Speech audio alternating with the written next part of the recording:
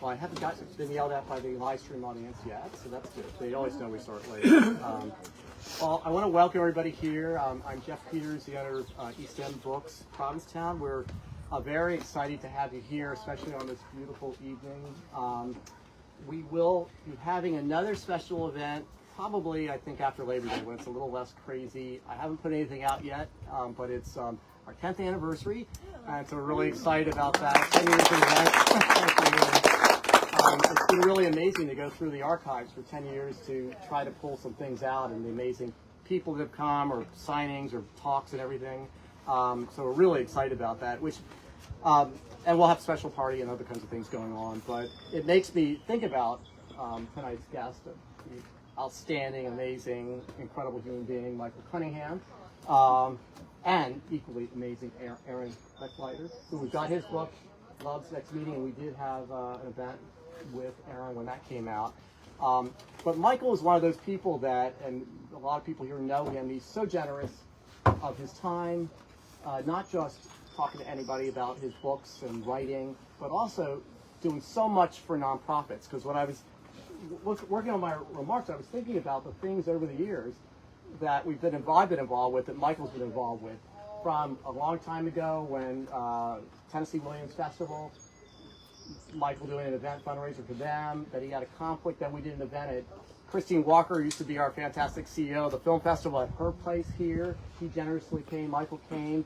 Another time I moderated a conversation with Michael and Alyssa Altman, who says hello and wish she could be here, at the filmmaker Fermin Rojas and Jay Kubish's house, and that was a fundraiser for the film festival. Another thing he did, and that was during the kind of COVID days. We were all outside. Again, generous with his time. There's so many examples of that this man has got such generosity. It's just really incredible. Another thing, interesting tidbit, talking about a real trooper, is I forget how many years ago now, but Michael came to my store for, I think it was a couple weeks maybe, signing, I think it was close to 400 copies of Land's End for our mutual friends, the phenomenal filmmaker Alan Pohl, and his now husband Ari Karpel, who's an educator. I mean, and Michael wasn't just signing his name, he was signing individually to the guests. And remember a couple times, which I would mess up, he was signing so much you had to do some do-overs because the name wasn't quite right. And then Ari's people were then taking it, because a lot of his friends for the wedding had never been here. So all up and down the Cape, they delivered the books to all these hotels and bed and breakfasts, and this man sat there for weeks signing. It was just incredible. So anyway, there's a lot of stories like that. Everybody here, I think, knows, but for people watching our YouTube channel later and whatnot, Michael, of course, is a novelist, a screenwriter, an educator. His novel, The Hours, received the Faulkner Award and the Pulitzer Prize for fiction in 1999. That book, The Hours, obviously was made into an award-winning movie, but it was also a phenomenal opera, which I got to see at the Metropolitan Opera House in New York, which was incredible. I really loved that. He has taught at Columbia University, Brooklyn College. He's currently a professor in the practice at Yale University. Aaron is a professor of American Studies at the University of Massachusetts, Boston, and author of Love's Next Meeting, The Forgotten History of Homosexuality and the Left in American Culture, also inventing the Egghead, The Battle Over Brainpower in American Culture. Unsayable, wow, an intimate memoir portraying a life spent trying to describe the indescribable, from the author of The Hours and the Day. We have all of Michael's books inside, including his classic Land's End, and I've been hearing from people there might be some news about that. So we'll wait and see. I heard some rumors, I don't know. But, and I tried to put on the website and the event page, I mean, there was so much, I couldn't put it all on there. So much incredible positive coverage all across the world, from, The Guardian, to Attitude Magazine, to New York Times, New York, everywhere. I mean, the talk about this book rightfully has been that this is an amazing work of art. And also, how generous, again, Michael Cunningham has been to let us into his lives. I mean, I was talking with some other mutual good friends, and we were saying there were some things in there that we thought we knew pretty well, but we didn't even know. So anyway, I'm sure, you'll talk about that later on. But I wanted to also say a big thank you to Aaron again, because he has been the conversation partner for several events that we've had, and he's phenomenal Great professor. I mean, I would love to have been a student of yours. Yeah. So thank you both very much. And without further ado, Michael and Aaron.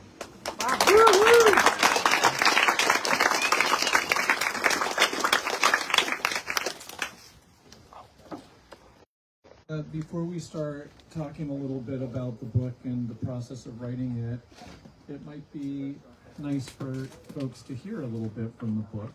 So I'm going to prompt you to give us a little reading, if you're okay with that. Can I ask you to hold that again? Maybe for this, I'll just move the microphone over. It's a little hard to read home mic at the same time. Okay, audibility factor. Okay? Is that okay? Move it a little closer because I don't want anyone to miss a word of this. Thank you. This is the opening pages of. Thank you all for being here. I'm going to get more sentimental later, but it just matters so much to me to be here with you right now. Okay, this is the opening bit. Okay, oh yeah, let me know. My earliest memory is a lack of language.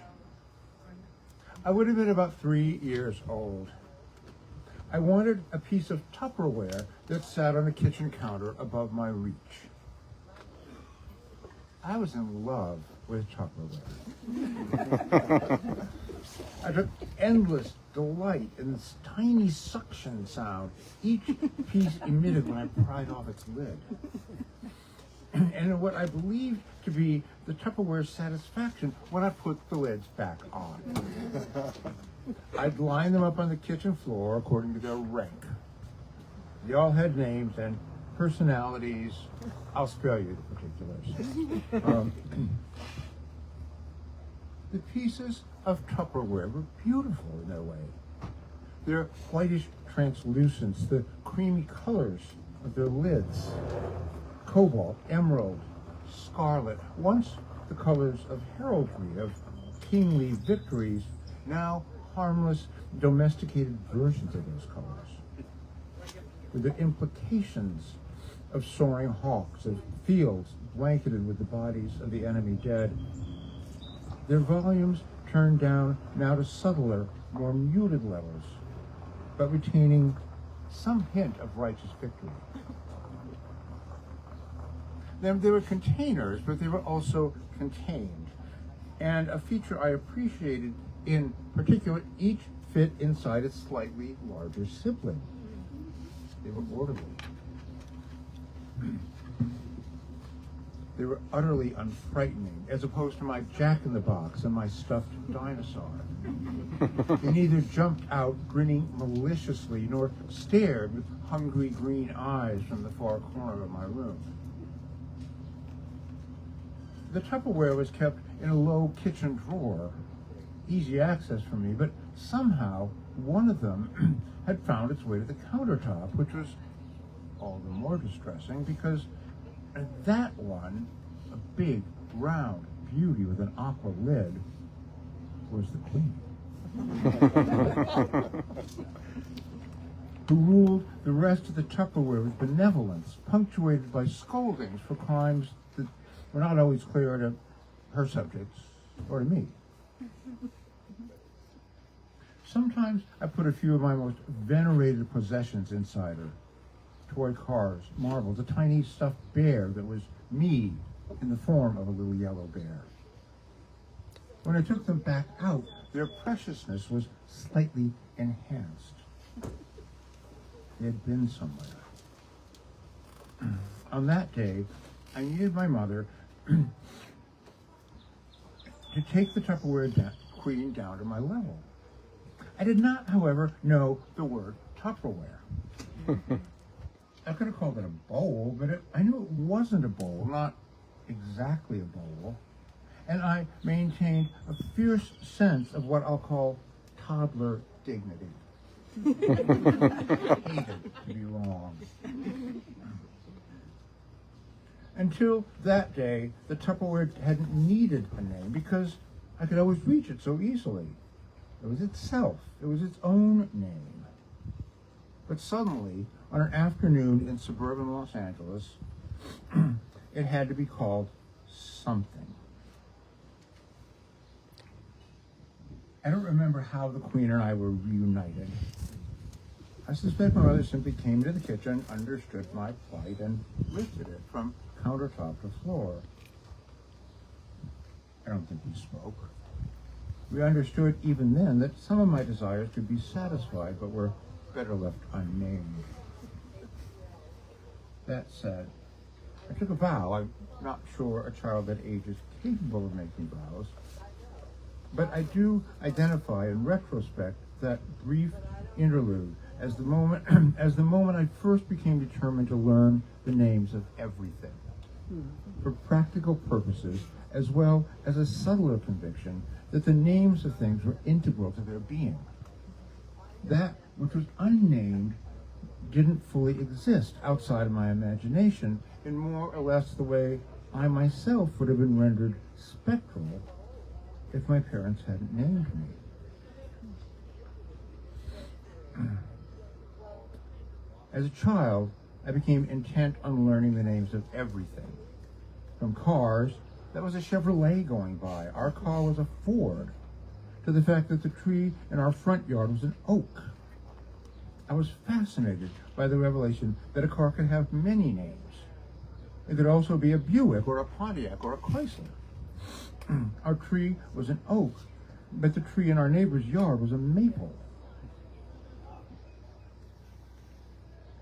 They looked the same to me, but they had different names, and for a while it seemed that every individual tree must have its own name, which would be a lot to remember. I went so far as to believe that my parents, in giving me all those names, were passing along secrets. Other people were unaware of the names within the names. Other people knew the word tree, but only my parents and I were able to call this tree oak and that tree maple. I felt like an insider, a secret comrade to trees and cars, books and flowers and shoes and books. You are a tulip. You are a rose. You're a lily. I know that about you, and others do not.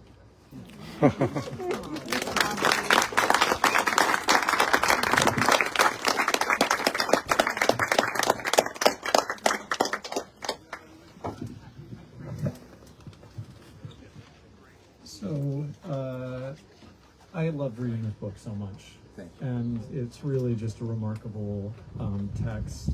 And also, for a book that's titled Unsayable, you say a lot. A lot of that is, I think, sort of revealing things about yourself and your writing process and how you came into certain books that you've written and passages you've written.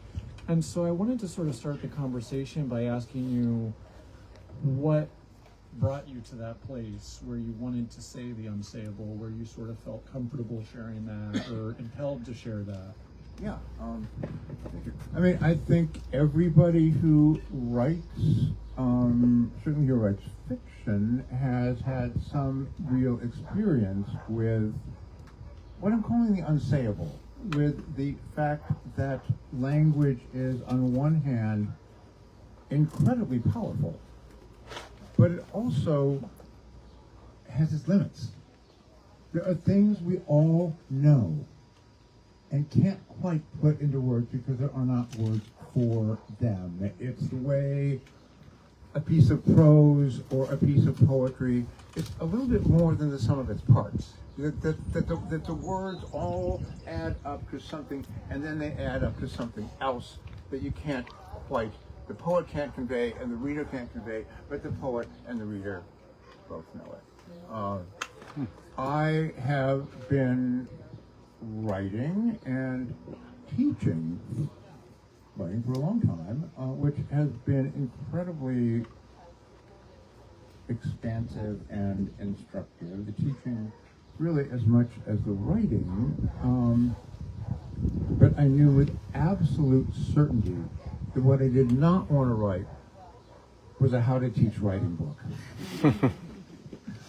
If for no other reason than I don't know how to teach writing. You know, go ahead, lay down some rules. There is not one rule about writing that cannot be directly contradicted by some great work of literature, including like show, don't tell. Nothing stands up. So what, I'm going to write a book about that? There wouldn't be much to say. So it is instead a sort of mingled story about parts of my own life, specifically the parts that sort of led to something I wrote, often very indirectly. Some of my experiences talking to younger writers about how to write, and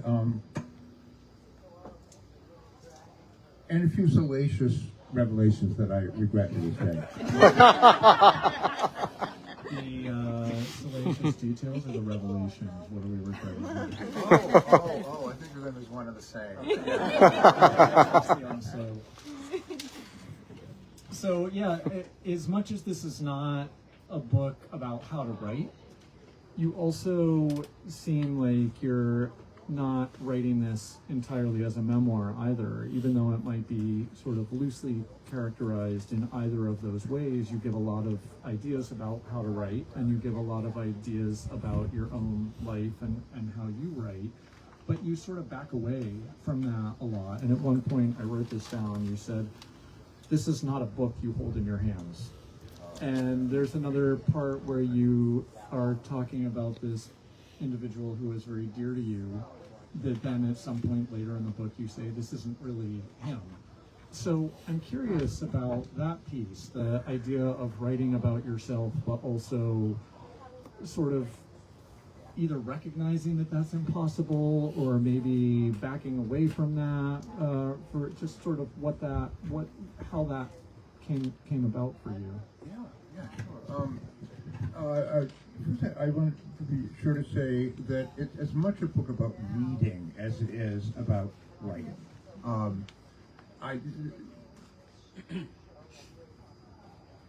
They're sisters, if they're not exactly saying.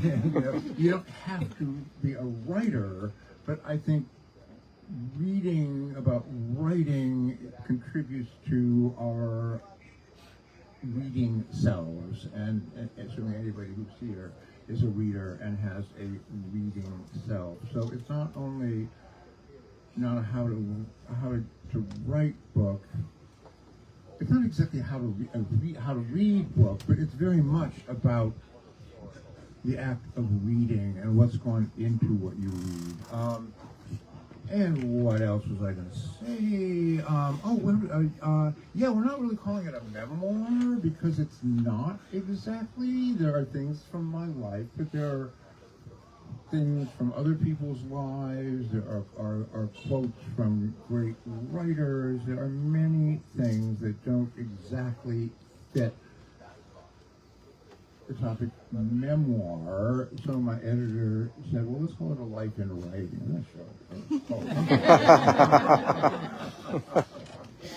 But one of the things that got really interesting to me as I got into it was just, as you say, there are places, not I hope so many that they get tiresome, where I will write about something that happened. I'll write about people I've known, and then pause on the page and say, actually, that's not how it was. And it'll believe me not too many times. I try to know when to stop. But it was really fascinating to me because then I would write it again. And well, that's not right either. And part of what it is for writers and for readers and for people who neither write nor read, God forbid, it's about the sort of bottomless subjectivity of our lives. That everything we see, think, and feel is a version. It's our version, and there's always another version and another version, and they're all kind of true. Okay.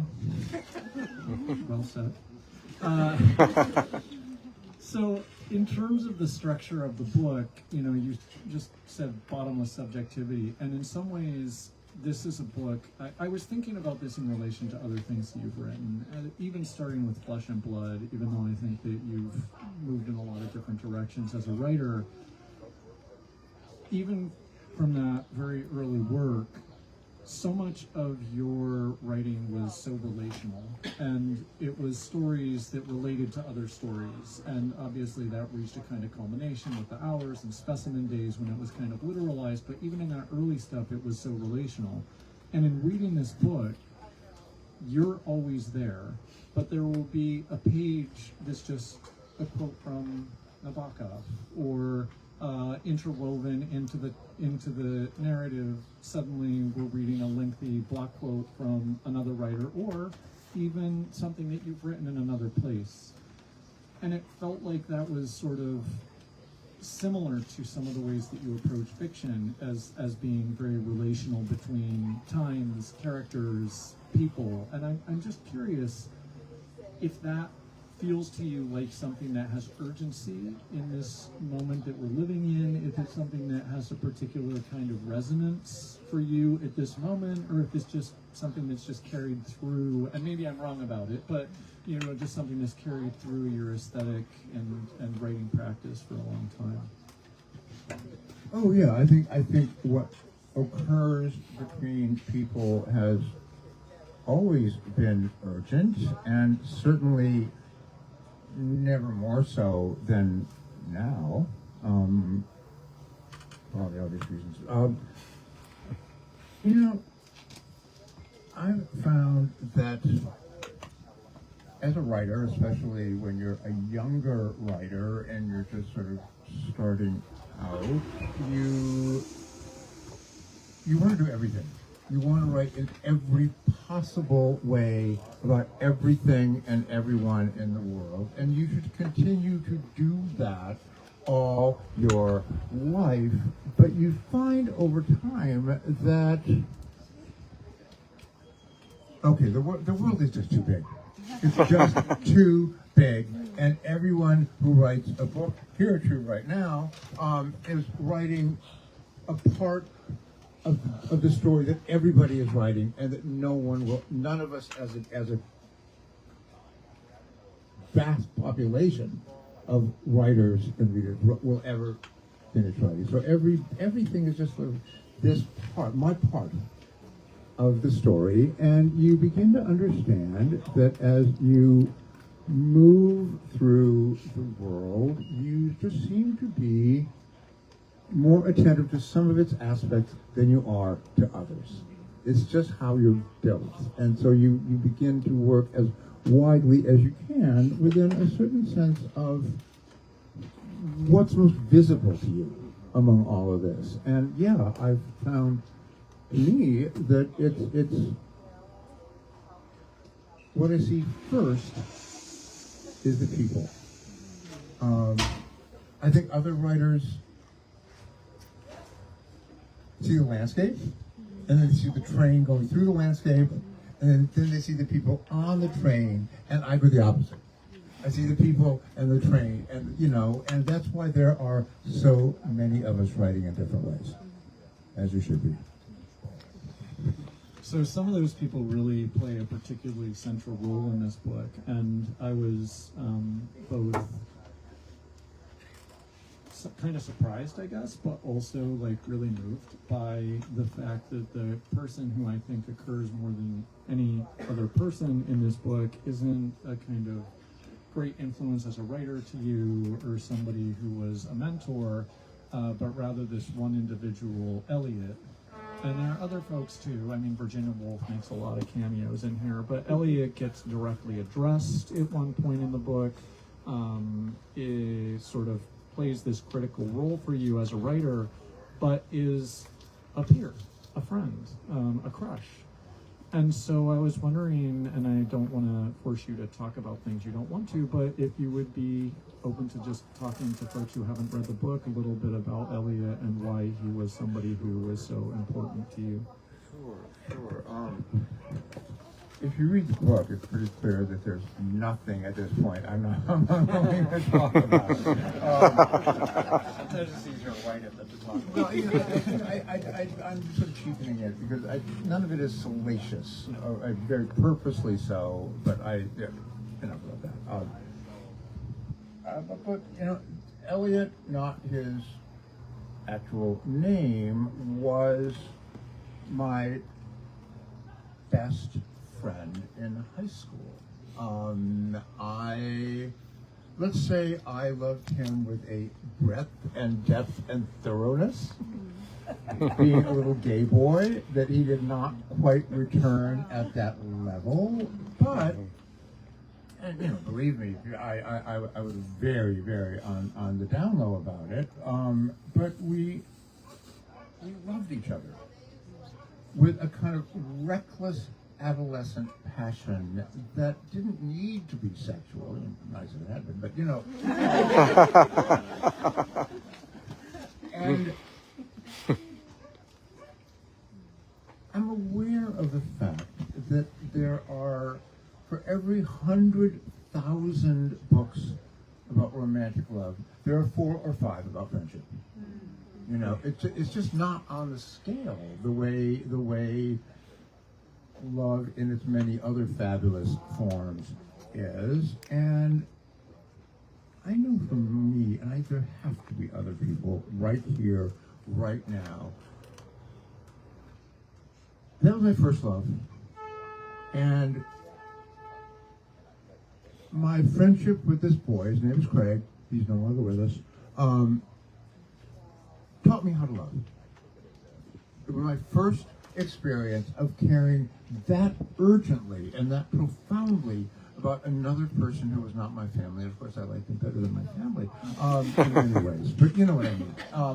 And I sometimes, you know, walking around in New York, and here's a bunch of like 15-year-old skateboard boys that are knocking each other around and calling each other terrible names. And I always look at those guys, those girls, and think,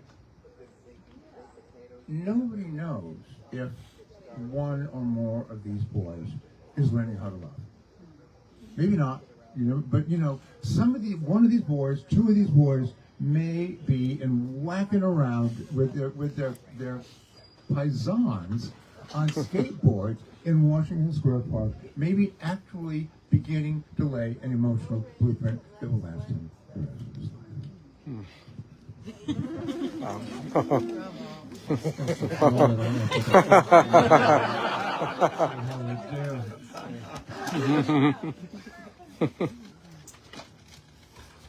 Do you feel putting this book out into the world and people are going to sort of hang on to the things that maybe, reading this book, things like talking about sex work, that was not like a particularly shocking and not even the most interesting thing in the book. In fact, what you just described, I thought, was what was most sort of thrilling about reading the book.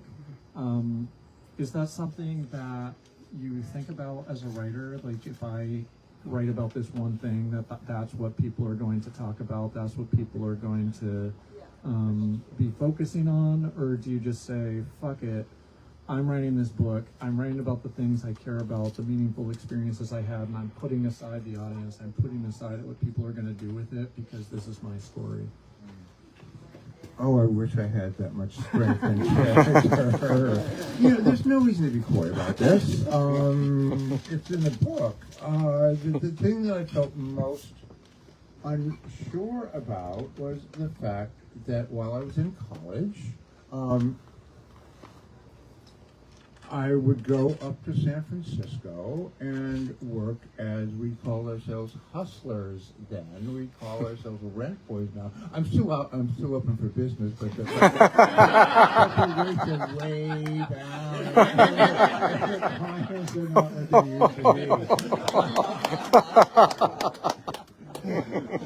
be. And I did pause over whether to just skip over that. I don't think I could have written it when my parents were alive. But then I thought, why not? Thank you. Yeah, why not? But then how to write about it. I certainly didn't want it to be unerotic, but I also didn't want it to be, prurient. I wanted it to be about, sex is never really about sex, or only about sex, unless sometimes. So what I really focused on in writing about it was, having done it, but then realizing, if not right away, soon after, asking myself, why did I do that? Why would I want to do that? We always need the money, but I was in college. And what felt most interesting to me about it was realizing that I had hoped that by doing something like that, by going for $100 a pop, I got $100 for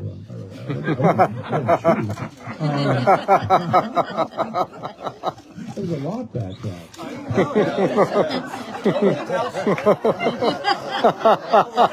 Sorry, okay?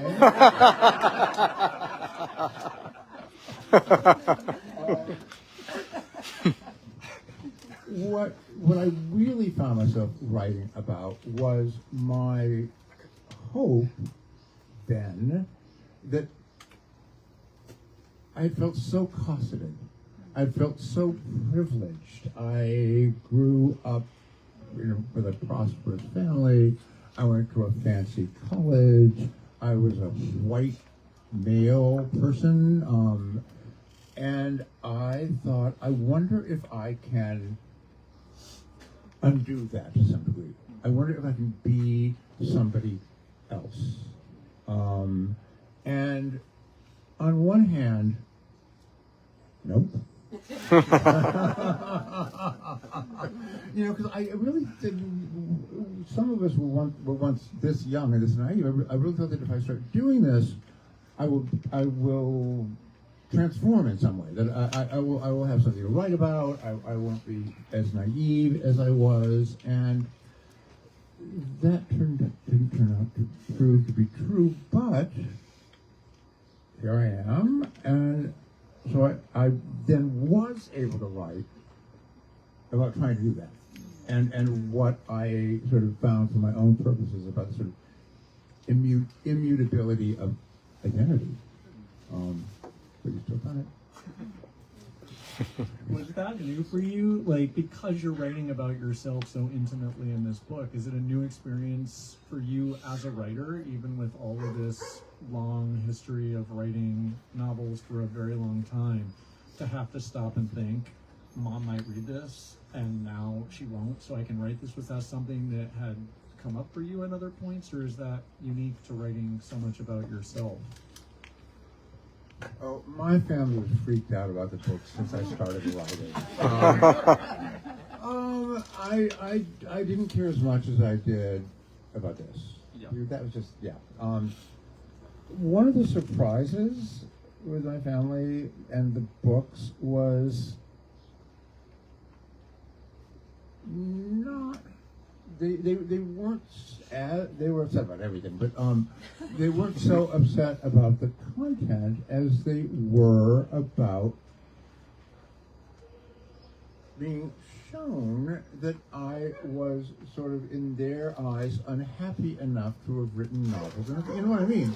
Like a lot of parents just get to imagine that their kids are fine, because they're never confronted unless you write a novel. Other stuff. So everything, yeah, and the hours is a big problem. But I've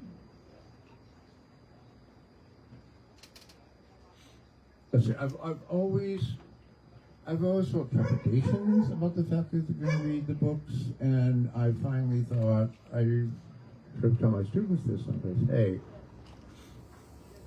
the odds are against anybody writing anything good. If you're going to try to write something good and not piss off your grandmother, good luck. It's going to have to be, it's funny, like, I'm not heedless, but I have to sort of act as if I were heedless. The funny thing about this book was the stuff about myself wasn't that difficult. What was really hard was writing about some people I know who are still alive and would read it. And that I felt like I am getting this person so wrong. And of course I showed everybody their part, and everyone said, okay, I won't get into it, but I had one sort of back and forth with one person. But, you know, one of the great things about writing fiction involving essentially invented people, even if they're based on people you know, is you can't really betray them because they don't really exist in the first place. Whereas trying in a relatively short space to write about my friends, that felt really daunting. And as I start the next novel, I'm going to be thinking about, okay, how would this invented character feel if I wrote about them? We'll see. It doesn't mean it's not true. Yeah, we know that. Sounds utterly paralyzing, so I wish you all the best on that journey. Michael, you've really packed the house here, and I feel like I should not get to ask all the questions, so I think this would be an appropriate time to open it up to other questions that folks here. And if you wouldn't mind just summarizing the question for this audience, that would be great. Oh, one of day. course, of Yeah, course. thank you. Yeah, can we see the mic? No, that's probably difficult. Maybe the What's your practice like? How do you go about writing? How do I go about writing? You know, my only sort of thing is I have to do it right away. I have to sort of segue from sleep as quickly as possible into writing, because if I get too distracted by the real world, I feel like, oh, the world is so real. I'm just making this stuff up. But the great thing about my practice for many years has been that my husband Candy and I live in Brooklyn, but I have a studio in the West Village. I really, if at all possible, I need to leave the house to work. I need to feel like a person with a real job. The idea of still being in my underwear at the kitchen table at 3 in the afternoon, so I take the B train, and on my way to my studio, I pass through Washington Square Park. And really, that, over the years, has become a big part of my process. I'm not sure how many of us have ever been to Washington Square Park, but it is the epitome of something that I've always loved about New York in general, is that you cannot go out for 10 minutes, any place in New York, or most places in New York, and imagine that you are in any way a typical member of the human species. We're so not you. And Washington Square Park is like the center of the center. It's like this sort of like, I don't know, like Blade Runner, Jardin de Luxembourg. So, you know, there's somebody who's brought a piano out somehow, and playing the piano, and then there's an au pair pushing a $10,000 stroller, and he's my favorite person who only appears periodically. This guy who always comes up out with a different gown. He has newspapers and trash bags, or whatever, like 3 wigs on his head. And if you make eye contact with him, it's an opinion. And really, it's so meaningful to me to kind of pass through that veil of human otherness and get to my studio. Okay, what are you going to do with all that?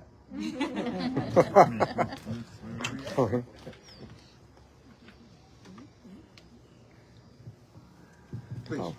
I'm curious if in your writing career, have you ever written something that was just, you worked on it, and it just didn't go anywhere? What do you do with those? Do you read those? Do you turn them into something else? The question is, has I ever written something that just doesn't go anywhere. On one hand, that's been true of everything I've written.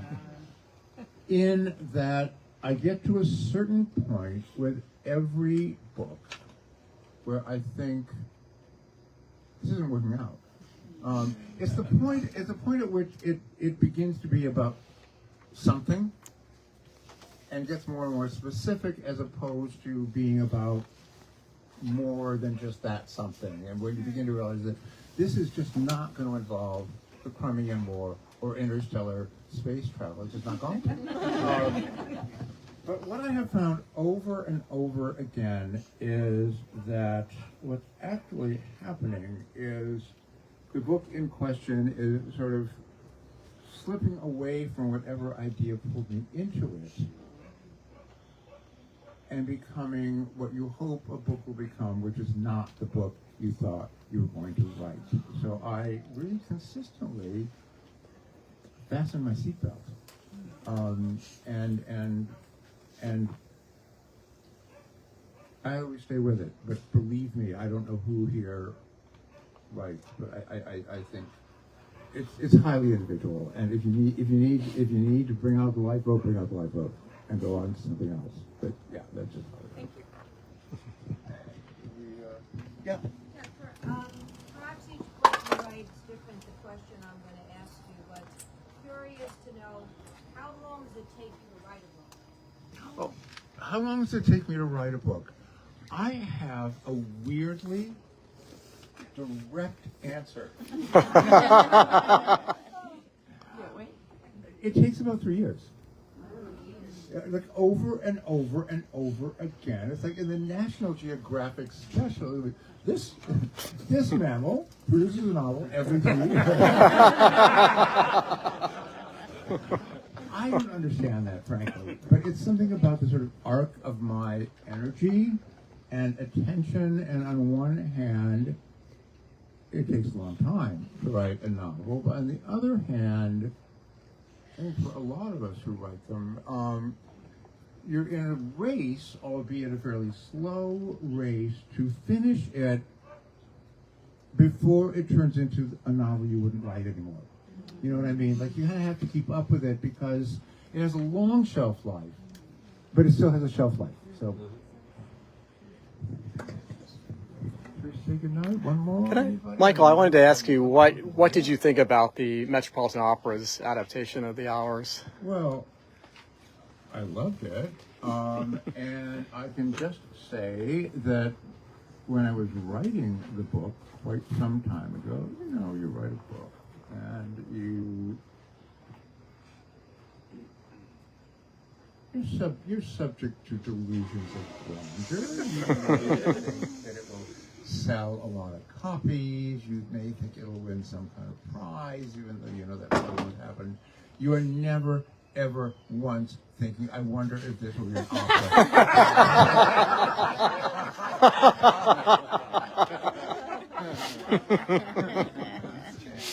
And that was just surreal. I had nothing to do with it at all. That's something you sort of do or don't do, depending on. I was a little bit involved in the movie adaptation, but the two guys who did the opera very politely but firmly said, "Butt out." Will come to the which I really respect. Obviously, it's a question of whether or not you want to feel in any way hemmed in by the person who wrote the other version. But yeah, there I was, and I think they didn't use a lot of language from the book, but some, and there was a moment when there's a line that I wrote 25 years ago, alone in my room in the West Village, and I thought, I bet I can do better than this, but it'll do for now. And I never got around to changing it. And then 25 years goes by, and Renee Fleming is singing it. And, life can be strange and fun. Yeah. Anyone else? Then, well, thank you very much and for coming, Michael. Thank you.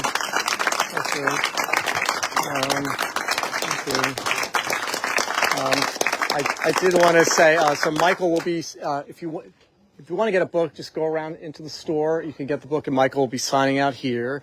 I just wanted to let you know that, again, that on August 2nd, Eileen Miles will be here with their new book, 3 new books never before published that have been sitting, and they're phenomenal. And she'll be they will be joined by Rosa Campbell, Dr. Rosa Campbell from UK, who edited it. We just got it in, a new book of poetry by Bunny Lang. So it's going to be a phenomenal event. And the final thing I wanted to mention is in September, either the 11th or the 12th, there's some debate.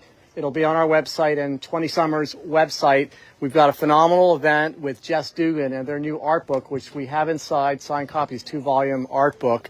And I wanted to also say, again, embarrassing him again, but because we've had another wonderful time being a partner with 20 Summers at the barn, and that's thanks to Adam Moss making that possible for 20 Summers. So I just wanted to acknowledge it again.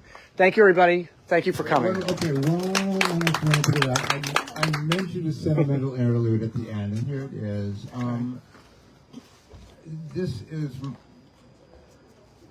This matters more to me than almost anything.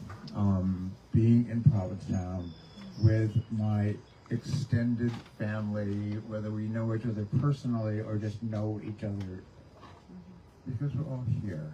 And a night like this, what we've just had now, is really one of the best reasons I can imagine for writing the thing in the first place. It really kind of leads to something like this with all of us, and thank you.